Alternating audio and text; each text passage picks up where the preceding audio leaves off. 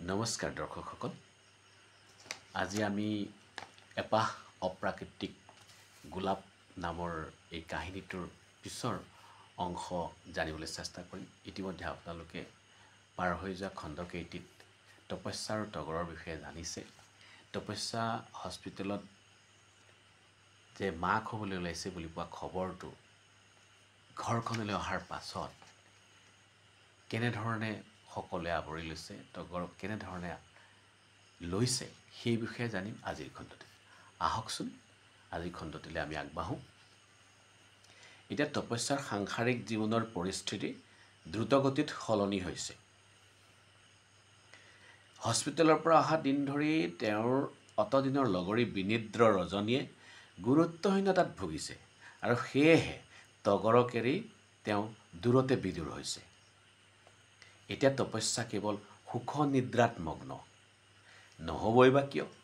ইমান দিনে আত্মীয়ৰ হৃদয়ৰ কফিনত কবৰস্থ হৈ থকা মৰম স্নেহবোৰে প্ৰাণ পাই তপস্যাক আৱৰি পেলাইছে চাৰিওফালৰ পৰা।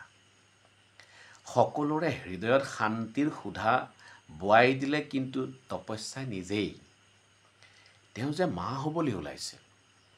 মানুহৰ মনৰ জোখেৰে যদি খবৰবিলাক হয়, তেন্তে শান্তিৰ গংগা বয় হৃদয়ৰ পৰা হৃদয়লৈ। তেতিয়া আৰু ঘনঘোৰ অন্ধকাৰৰ বাবে মানুহে ভয় কৰিব নালাগে। প্ৰেমৰ প্ৰচণ্ড পোহৰৰ প্ৰতাপত সেই অন্ধকাৰ দূৰতে বিদূৰ হ'ব। প্ৰাপ্তিৰ আশাই দিয়া আত্মসন্তুষ্টিৰ সঁচাকৈয়ে শক্তিদায়িনী। সেয়েহে তপস্যা এতিয়া সকলোৰে মৰমৰ আলাসৰ। অভিশাপৰ অগ্নিবৰ্ষা মুখবোৰৰ পৰা এতিয়া কথাই কথাই সৰে আশীৰ্বাদৰ ফুলচন্দন। তগৰৰ ঘৰখনত এতিয়া আকৰ্ষণৰ কেন্দ্ৰবিন্দু একমাত্ৰ তপস্যা। মাটিত থলে পৰুৱাই খায়, মূৰত থলে ওকণিয়ে খায় হেন অৱস্থা। গাঁৱৰ বুঢ়া মেথাৰ তগৰ আৰু তপস্যালৈ জাউৰিয়ে জাউৰিয়ে পৰামৰ্শ। তপস্যাই কি খাব লাগে, কি খাব নালাগে, কিমান খাব লাগে, কেতিয়া খাব লাগে, কি কৰিলে মাতৃ সন্তানৰ স্বাস্থ্যৰ হানি বিঘিনি নহ'ব বুলি দিয়া পৰামৰ্শৰ পৰা আৰম্ভ কৰি আহিবলগীয়া সন্তানৰ গাৰ ৰঙলৈকে নিৰ্ধাৰণ কৰি দিয়া পৰামৰ্শৰ ধুমুহাত ধৰাশায়ী হ'বলগীয়া পিতৃ মাতৃৰ মনৰ কথা উৰি ক'ৰবাত নাইকিয়া হৈ গ'ল, ধৰিবই নোৱাৰিলে। এক প্ৰকাৰ মৰমৰ অত্যাচাৰত ভুগিছে তপস্যা আৰু তগৰে। তপস্যাই এই সময়ত তাইৰ ওচৰে পাজৰে থকা মানুহবিলাকৰ সুপ্ত হৈ থকা গুণ গৰিমাবোৰৰ কথা উমান পাইছে তেওঁলোকৰ কথা বতৰাৰ পৰা। প্ৰত্যেকেই যেন কিবা নহয় কিবা এটা বিষয়ৰ অভিজ্ঞতাৰে পুষ্ট। যিয়েই নকওক, কথাৰেই নহওক বা কামেৰেই হওক, মুঠতে তপস্যাক আলপৈচান ধৰাত কোনেও অকণো হিন্দেৰি কৰা নাই। সকলো ব্যস্ত তপস্যাক লৈ। বতাহৰ গতিৰ দিশত বৈ যাব জনা মানুহৰ মনটোৰ বিষয়ে যিমানে ভাবিছে, সিমানে তপস্যাৰ মনত আউল লাগি গৈ আছে। যিবিলাক মানুহৰ কথা বাৰ্তা আৰু ব্যৱহাৰে তপস্যাৰ জীৱনৰ প্ৰতি মোহভংগ কৰাই মৃত্যুৱেই মুক্তি বুলি ভাবিবলৈ বাধ্য কৰাইছিল, সেই একেখিনি মানুহৰ মৰম স্নেহৰ আকুলতাই পুনৰ ভাবিবলৈ বাধ্য কৰাইছে যে জীৱন অতি মনোৰম। বাকী যিয়েই নহওক, মা হ'বলৈ ওলাইছে। এই দিনটোৰ পৰা এতিয়ালৈকে মানুহৰ আদৰ আশীৰ্বাদেৰে তপস্যাৰ মন পৰিপূৰ্ণ হৈ আছে। এক যেন মৰমৰ আৱৰণেৰে তপস্যাক আৱৰি ৰাখিছে সকলোৱে। আঙুলিৰ ফাকেৰে পিছলি যোৱা সময়ৰ খবৰ লাহে লাহে তপস্যাৰ দেহৰ জ্যামিতিক জোখমাখে দিবলৈ আৰম্ভ কৰিলেই। তপস্যাৰ গৰ্ভত একলা দুকলাকৈ বিকশিত হ'ল তগৰৰ বংশৰ উত্তৰাধিকাৰী। দিন মাহ ক্ষণ গণি গণি উৎকণ্ঠিত হৈ ৰ'ল সকলো।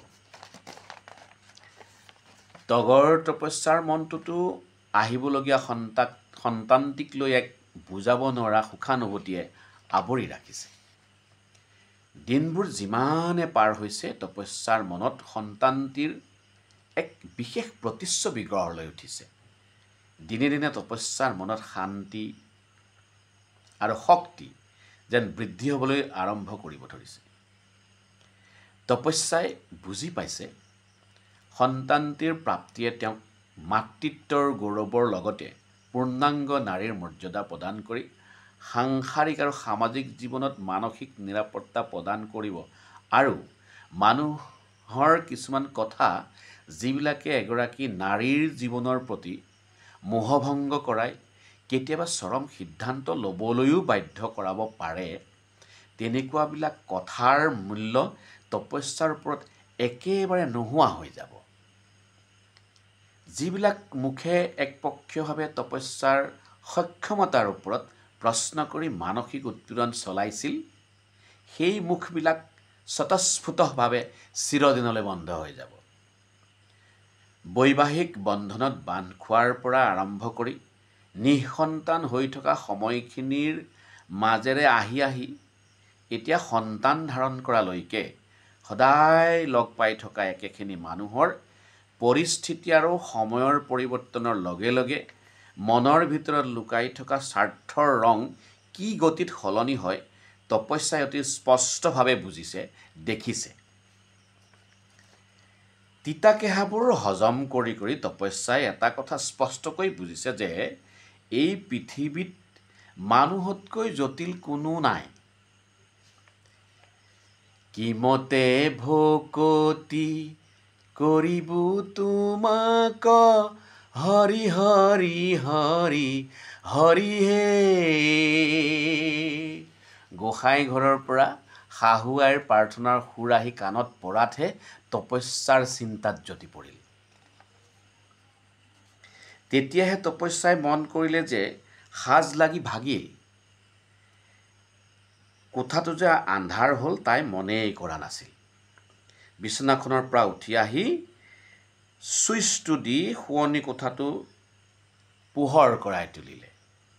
নিজৰ মনতে দুখী দুখী ভাৱ এটাই চুই গ'ল। দুপৰীয়া আহাৰ খোৱাৰ পাছৰে পৰা বিচনাখনতে পৰি পৰি ভাবি চিন্তি থাকোঁতেই যে ইমান দেৰি হ'ল তপস্যাই গমেই নাপালে। গাৰ কাপোৰযোৰ ঠিক ঠাক কৰি ল'বলৈ লওঁতেই নামঘৰৰ দবাৰ শব্দ কাণত পৰিলত খৰধৰকৈ গোসাঁই ঘৰৰ ফাললৈ ওলাই গ'ল সেৱা এটি ল'বলৈ।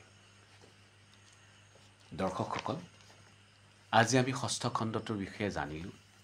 তপস্যাৰ ঘৰখনত তপস্যাৰ কেনেধৰণে সকলোৱে আৱৰি লৈছে সেই কথাটো জানিলোঁ। পৰৱৰ্তী খণ্ডবিলাকত আমি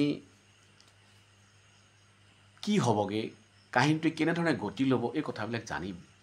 কিন্তু এইখিনিতে আপোনালোকক এটা অনুৰোধ কৰোঁ যে আপোনালোকৰ পৰা সঁহাৰি নোপোৱাৰ কাৰণে বৰ মনত কষ্ট লাগিছে। আপোনালোকে মোৰ চেনেলটো ছাবস্ক্ৰাইব কৰিবচোন, কিবা এটা লিখিবচোন কমেণ্ট। যদি মোৰ এই কাহিনীটো ভাল পাইছে লাইক কৰি দিব আৰু আপোনাৰ লগতে আপোনাৰ প্ৰিয়জন বন্ধু বান্ধৱীসকলেও যাতে চাব পাৰে সেই হিচাপত মোৰ চেনেলটোৰ এই ভিডিঅ'বিলাক তেওঁলোকলৈ শ্বেয়াৰ কৰি দিবচোন। আপোনালোকৰ এই যে কমেণ্ট কৰা, লাইক কৰা, শ্বেয়াৰ কৰা, এই ধৰণৰ কথাবিলাক হৈছে আমাৰ কাৰণে আশীৰ্বাদ। এইখিনিৰ পৰাই আমি কাম কৰি যোৱাৰ প্ৰেৰণা লাভ কৰোঁ। গতিকে আপোনালোকক অনুৰোধ কৰিছোঁ মোৰ চেনেলটো আপোনালোকে ছাবস্ক্ৰাইব কৰিব, এটা লাইক কৰিব, ভাল লাগিল নে বেয়া লাগিল এটা কমেণ্ট কৰি জনাব আৰু আপোনাৰ লগৰ বন্ধু বান্ধৱসকললৈ এই ভিডিঅ'বিলাক শ্বেয়াৰ কৰি দি অকণমান সহায় কৰিব। ধন্যবাদ।